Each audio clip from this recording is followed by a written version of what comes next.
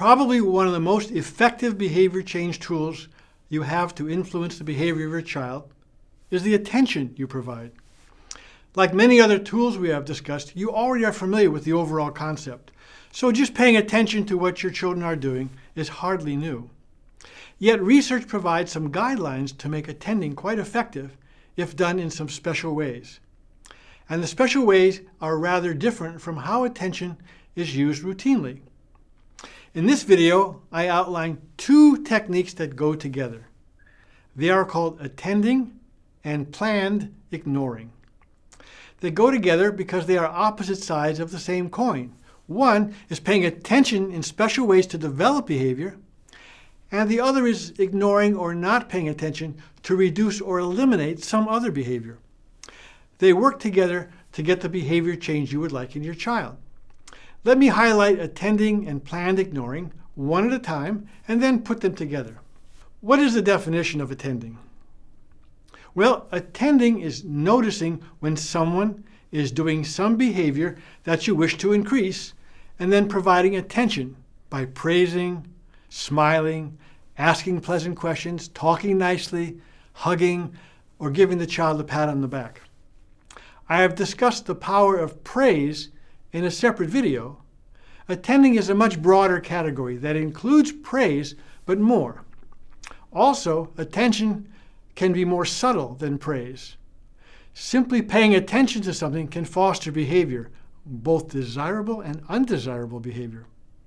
That is, we can attend to behavior we really want to get rid of, and without knowing it, actually maintain that undesirable behavior.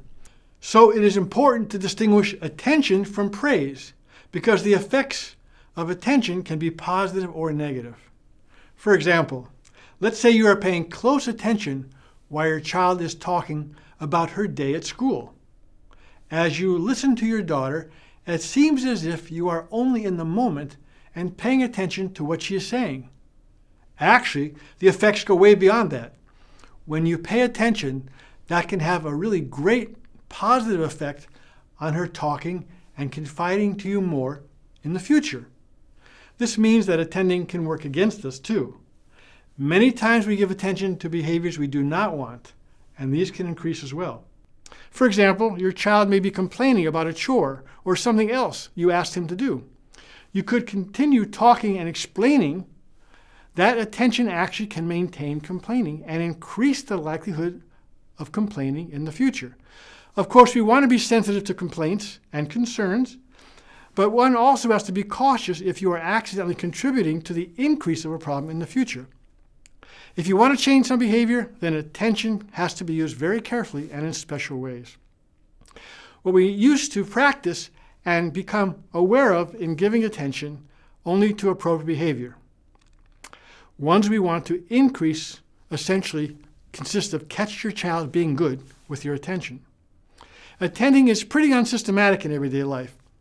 We attend to all sorts of things that merely draw our attention in the moment. As I've noted earlier in other videos, our brains are hardwired to pick out negative things in the environment. This is called a negativity bias. What this means is that when children are playing together nicely, we tend to let that go. But once they start arguing or fighting, that gets our attention and we run in, provide that attention and say, "Why can't you two get along?" Well, first, reprimands like that are not likely to work at all in developing cooperative behavior. Second, even though the attention seems negative, it could easily maintain their fighting.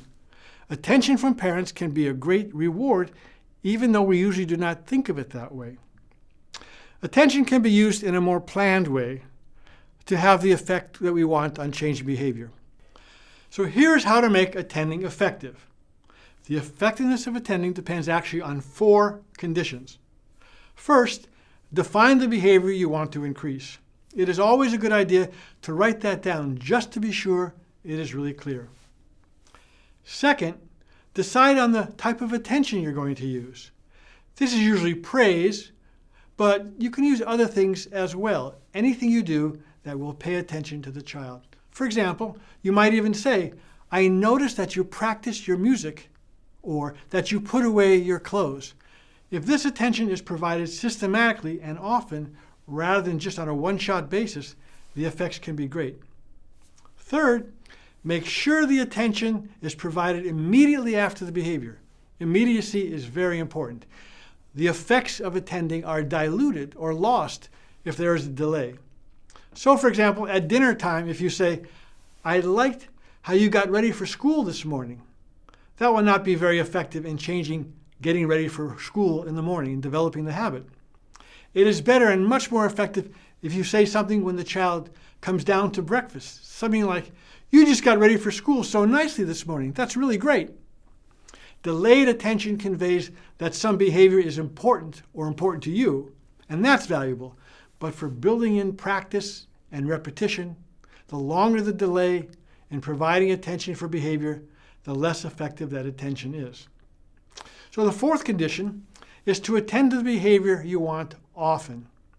If you are using attention to change behavior, then we need this connection between the behavior and attention to occur frequently. Each time is a practice opportunity that will help lock in the habit. That is the big difference between effective attention as a behavior change tool and how attention is usually used in everyday life. The usual use is fine. We attend to things all of the time. But to change behavior, we need to have the child behavior connected with immediate attention several times. That is the part that develops the habit you like. In other words, making attention an effective behavior change technique depends on providing immediate attention and often attention. Let us go through the same example considering how to use attending effectively. First, you have selected playing cooperatively as the behavior you want to increase in your children. Well, what does playing cooperatively look like? You need to define playing cooperatively. That might be playing in a calm, peaceful manner and with no bickering. Second, we need to select what kind of attention to use. You could praise, hug, look at them, or ask them questions about what they did and give them some high fives. You do not have to use just one kind of attention, and you do not need to use the same one each time. That part's very flexible. Now you actually provide attention while they are playing cooperatively and give the attention immediately. That is the third ingredient. Going back to our pre-dinner playtime scenario, if you acknowledge your child for playing nicely right when you notice it, then you could prevent bickering from occurring later. Catching your children being good is difficult to do, but if your children tend to argue, tease, or fight when they are together, be sure to rush in once in a while when they are not doing that. Which brings us to number 4. Attend to the behaviors you want to increase. Playing nicely. Attend to it as often as you can. It seems counterintuitive, but the best way to get rid of arguing, teasing, and fighting is to attend to the cooperative behavior you want to see. That is, the positive opposite behavior. I mentioned that attending has a sister tool, and by that I mean there are 2 tools that are used together. This additional tool is called planned ignoring.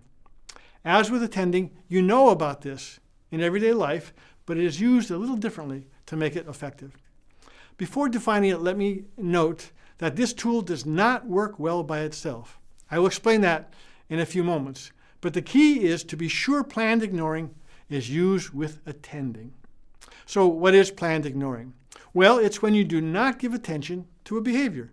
You deliberately ignore an undesirable behavior in order to decrease it. To use ignoring, you would not look at the person, not talk to them, and not smile at them. Maybe even turn away or talk to someone else, or just leave the room. It is a good idea to avoid attending to behaviors you want to decrease, because your attention could maintain some behavior you do not want to continue. This is not easy to do. In fact, when I work with parents, we usually have them come in and practice walking away when they are attempted to give further attention to some behavior, like a tantrum or some argument or something. This is absolutely critical point about planned ignoring. Remember, even your negative attention, like reprimands or arguing with your child, can have the effect of maintaining some behavior you want to get rid of, like arguing. Planned ignoring does not develop the behaviors that you wish. It just ensures that you're not accidentally rewarding the behaviors by attending to it. So how to make planned ignoring effective? Well, the effectiveness depends on 4 conditions. First, define the behavior you will be ignoring. This is the behavior you want to decrease. As always, it's a good idea to write it down to make sure it's very clear. Second, decide what kind of planned ignoring to use when that behavior occurs. There are many options, and any of these would be fine. You could look away to try to avoid facial expression to convey a reaction. You could not talk to the child. You could ignore all requests. And of course, you can leave the room. Third, try to be consistent and use planned ignoring whenever that specific behavior occurs that you wish to decrease. Sometimes you might not be able to do that. Things might just get out of hand, or you've reached your point where you can no longer tolerate and have to say something.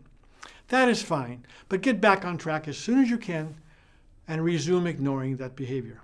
Finally, be sure to attend to the positive behavior, because ignoring by itself is not likely to work. Let us walk through an example. Let us say your child whines when he wants something. First, select the behavior you want to decrease. In this case, we have chosen whining. We must define what we mean by whining. We will say asking for something in a whining tone of voice and repeated requests a few times in a row. Second, select what kind of ignoring to use. Walk away from your child, look away, talk to another person, and so on. It is important to have a strategy in mind ahead of time so you know what you will do in the moment when the behavior occurs. You might even want to practice what you will do with your partner or a friend. Third, ignore the behavior as often and as consistently as possible.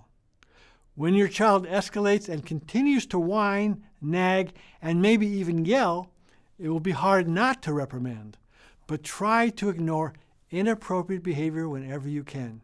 And if you can, just walk away. The fourth ingredient is absolutely critical. Attend to the positive opposite. Using our example, be sure to praise your child when not complaining or whining. So if your child asks for something politely in a calm voice and says, please, praise and attend to that. Even if your child is being non-compliant but in a calm way, you can even acknowledge that to shape that behavior. Without attending, planned ignoring by itself will just not work. So I mentioned before that there are limits to planned ignoring, and by itself don't depend on it to change behavior. We know a lot about this, and we know a lot about why it's ineffective. Here are some of the reasons. First, planned ignoring would have to be absolutely perfect for it to be effective, all by itself. That means the behavior would have to occur and be ignored every single time. If there's a little attention, even just a tiny bit, just once in a while, the behavior you want to get rid of will continue for a long time. That research finding is used by gambling casinos.